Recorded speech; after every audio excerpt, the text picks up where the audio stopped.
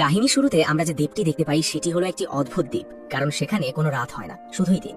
আর চারপাশের পরিবেশ একদম নিথর, স্তব্ধ। আকাশে উড়ন্ত পাখি, বাতাসে ঝরে পড়া গাছের পাতা, সবকিছুই যেন একটি নির্দিষ্ট মুহূর্তে এসে থমকে গেছে।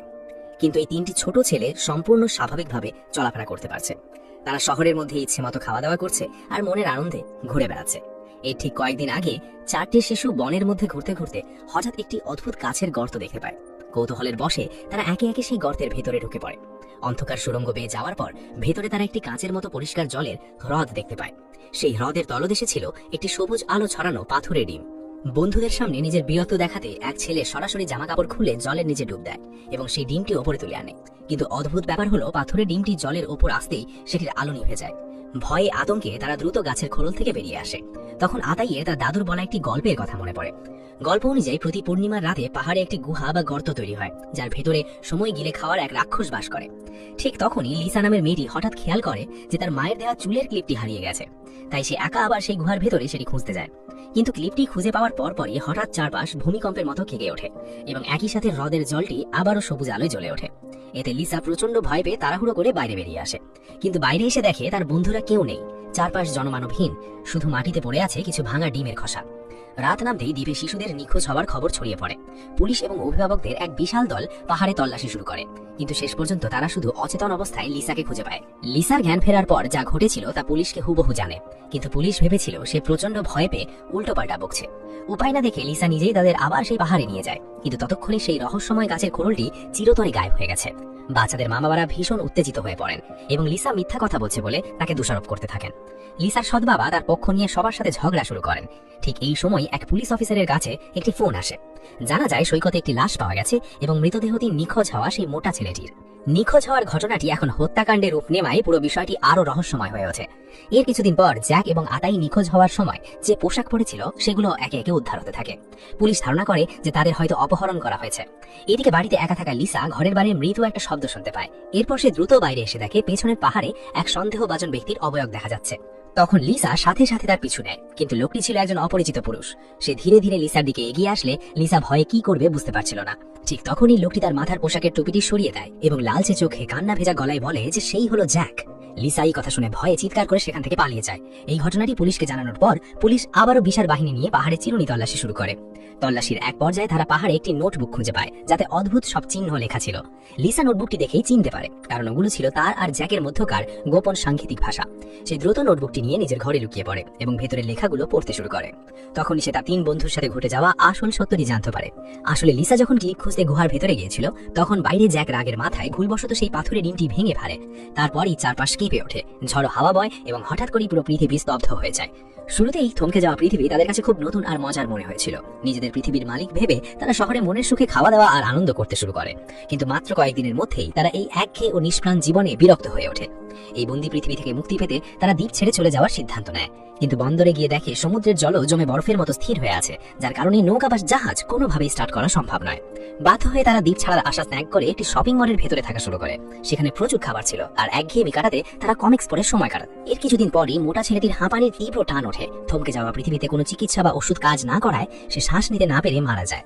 বাকি দুজন তার গলায় দড়ি বেঁধে টেনে নিয়ে গিয়ে শেষ পর্যন্ত তাকে সমুদ্রের সৈকতে কবর দেয়। এরপর থেকে জ্যাক নিজের মতো করে সেখানে ঘটে যাওয়া প্রতিদিনের ঘটনা লিখে রাখতে শুরু করে। দেখতে দেখতে দীর্ঘ 5টি বছর কেটে যায় এবং তারা দুজন বড় হয়ে সুদর্শন যুবকে পরিণত হয়। তারা প্রতিদিন পড়াশোনা করার পাশাপাশি ভবিষ্যতে স্বাভাবিক জীবনে কাজে লাগবে ভেবে কিভাবে টাকা উপার্জন করা যায় সেই দক্ষতাও শিখতে থাকে। কিন্তু চারপাশে থমকে যাওয়া পৃথিবীর কোনো পরিবর্তন হয় না। একদিন জ্যাক হিসেব নিকাশ করে বুঝতে পারে যে তারা এবার প্রাপ্তবয়স্ক হতে চলেছে। তার ধারণা ছিল তারা বড় হয়ে গেলেই হয়তো পৃথিবীর সময় আবার সচল হয়ে যাবে। তারা দুজনেই নতুন পোশাক পরে স্বাভাবিক জীবনে ফেরার জন্য অধীর আগ্রহে অপেক্ষা করতে থাকে। কিন্তু শহরে ফিরে এসে দেখে সবকিছু আগের মতোই থমকে আছে। এরপর হতাশ হয়ে তারা আবার সেই জঙ্গলে ফিরে যায়। জ্যাক আবারও সেই গাছের খোলটি দেখতে পায়, কিন্তু তাদের শরীর এখন বড় হয়ে যাওয়ায় তারা আর সেই সরু গর্ত দিয়ে ভেতরে ঢুকতে পারে না। তারা শুধু দূর থেকে লিসার অবয়ব বা ফেলে আসা স্মৃতির দিকে তাকিয়ে ছটফট করতে থাকে।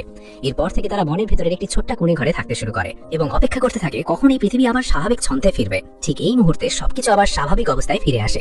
জ্যাক চিৎকার করে এই দৃশ্য দেখতে পায় এবং মাটিতে লুটিয়ে পড়ে। হঠাৎ সে লক্ষ্য করে আকাশের চাঁদের মধ্যে কোনো একটা সমস্যা রয়েছে। সেই সুসংবাদটি আতাইকে জানাতে চায়, কিন্তু গিয়ে দেখে আতাই কোথাও নেই। অনেক খোঁজাখুঁজির পর শেষ পর্যন্ত সে সমুদ্রের তলদেশে আতাইয়ের পোশাক দেখতে পায় এবং জলের উপরিভাগে একটি স্পষ্ট জলের গর্ত বা ঘূর্ণি নজরে আসে। এই মুহূর্তে জ্যাকের মন তীব্র অপরাধ বোধে ভেঙে পড়ে। সে বুঝতে পারে যে সবকিছু শুধু তার নিজের হাতে সেই পাথরের ডিমটি ভেঙে ফেলার কারণেই ঘটেছে। বেঁচে থাকার সমস্ত ইচ্ছা হারিয়ে সে সেই জলের গর্তের দিকে ঝাঁপিয়ে পড়ে। স্থির হয়ে থাকা সমুদ্রের জলের ভেতর দিয়ে তার শরীর ধীরে ধীরে তলিয়ে যেতে থাকে। সমুদ্রের তলদেশে সে আদাইকে দেখতে পায়, কিন্তু ঠিক তখনই পাশের মাছগুলো হঠাৎ নড়ে চলে ওঠে। দৃশ্যপট বদলে যায়। জ্যাকও সমুদ্রের ঢেউমের সাথে তীরে এসে আছড়ে পড়ে। অবশেষে সময় আবার স্বাভাবিক ছন্দে ফিরে এসেছে। আকাশে পাখি উঠছে, সমুদ্রের জল বয়ে চলেছে, কিন্তু জ্যাকের কাছে এই স্বাভাবিক পৃথিবীটাই এখন চরম ভীতি ও আতঙ্কের কারণ হয়ে দাঁড়িয়েছে। এরপর থেকে সে সারাদিন সেই বনের ছোট্ট কোণে ঘাটিতে নিজেকে গুটিয়ে লুকিয়ে রাখত। এদিকে লিসার 3 বন্ধুর নিখোঁজ হওয়ার আসল সত্য জানতে পেরে দ্রুত তাদের সেই গোপন ঘাটিতে ছুটে যায়। সেখানে সত্যি সে জ্যাককে খুঁজে পায়। বাকি মানুষজন যাতে জ্যাককে মেনে নিতে পারে সেজন্য লিসা তাকে সেই ডায়েরির সাংকেতিক লেখাগুলো স্বাভাবিক ভাষায় অনুবাদ করতে বলে। এরপর সে ডায়েরিটি জ্যাকের পরিচিত এক বন্ধুর কাছে নিয়ে যায়, কিন্তু সেই বন্ধুটি ভেবেছিল লিসা কোনো গল্প বানিয়ে বলছে, তাই সে ডায়েরিটি সরাসরি সমুদ্রে ছুঁড়ে পড়ে দেয়। অন্যদিকে পুলিশ এলাকার সিসিটিভি ফুটেজ পরীক্ষা করে জ্যাকের অবয়ব দেখতে পায় এবং তাকে শিশু অপহরণ সন্দেহভাজন স্তভিকা 36 তালিকাভুক্ত করে। উপায় না দেখে লিসা জ্যাকের চুল কেটে তার ছোটবেলার মতো একটি হেয়ার স্টাইল করে দেয়। তারপর তাকে নিয়ে এতিমখানার দিকে রওনা দেয়, যাতে সেখানকার পরিচালকের সাহায্য নেওয়া যায়। কিন্তু পরিচালকের সাথে দেখা করার আগেই লিসার সৎ বাবা সেখানে হন্তদন্ত হয়ে ছুটে আসেন এবং জোর করে লিসাকে ঘরে বেরিয়ে ঘরের ভেতরে তালাবন্ধ করে রাখেন। আসলে ডায়েরি দেখা সেই বন্ধুটি লিসার এই অস্বাভাবিক আচরণের কথা বড়দের জানিয়ে দিয়েছিল। লিসার ভবিষ্যৎ যাতে নষ্ট না হয় সেজন্যই তার সৎ বাবা এই চরম পদক্ষেপ নিয়েছিলেন। এদিকে জ্যাক একা পরিচালকের অফিসে গিয়ে ঢোকে। যদিও সে তার ছোটবেলার ঘটে যাওয়া সমস্ত ঘটনা স্পষ্টভাবেই বলতে পারছিল, তাও তার এই পরিণত রূপ দেখে কেউ তাকে বিশ্বাস করতে পারছিল না। পরিচালকের চোখে জ্যাকের জন্য কেবল ভয় ছাড়া আর কিছুই ছিল না। জ্যাক তখন হতাশ হয়ে সেখান থেকে চলে যায়। এরপর সে লিসার বাড়িতে গিয়ে ঘরের দরজা ভেঙে তাকে উদ্ধার করে। যেহেতু বাইরের দুনিয়ার কেউ তাদের কথা বিশ্বাস করছিল না, তাই তারা সমাজ থেকে সম্পূর্ণ বিচ্ছিন্ন হয়ে পড়েছিল। তখনই লিসার মাথায় আসে যে গুহার জলের নিচে তো আরো একটি পাথরের ডিম রয়ে গেছে, সবার সামনে সেটি ভেঙে ফেললেই তো পুরো সত্য সবার সামনে চলে আসবে। কিন্তু জ্যাক লিসার এই প্রস্তাবে সরাসরি দ্বিমত পোষণ করে। সে আর কখনোই সেই নির্জীব অন্ধকার দুনিয়ায় ফিরে যেতে চায় না। আর সবচেয়ে বড় কথা, সে চায় না যে তার কারণে লিসাকে সেই একাকিত্বের ভয়ঙ্কর কষ্ট সহ্য করতে হয়। শেষ পর্যন্ত তারা দুজনে এই দ্বীপ ছেড়ে দূরে কোথাও পালিয়ে গিয়ে একটি নতুন জীবন শুরু করার সিদ্ধান্ত নেয়। তো বন্ধুরা, আজকে এই পর্যন্তই। এরকম নিত্য নতুন ভিডিও দেখতে পেজটি ফলো করে সাথেই থাকুন। ধন্যবাদ।